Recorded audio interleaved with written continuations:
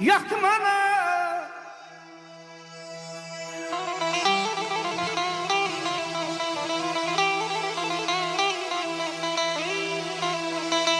Gözlerimin yuxusan bir layla de yaktım ana.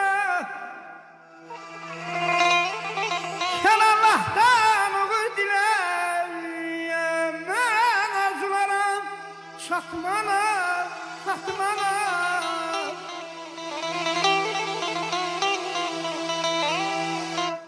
Ömrü vurma başa yarı,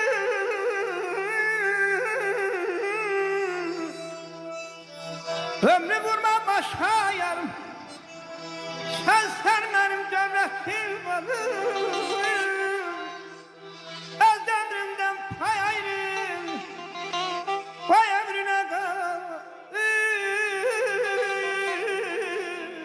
Aman ay ay.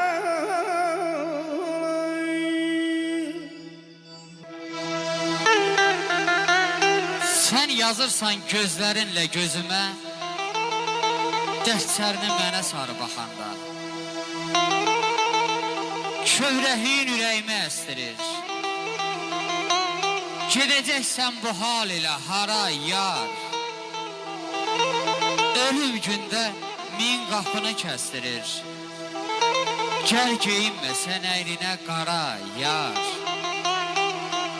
Çox ağlama, gülünc olmayak ya da.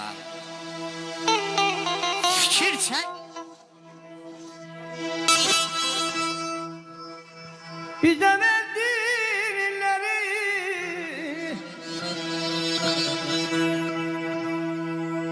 bize verdin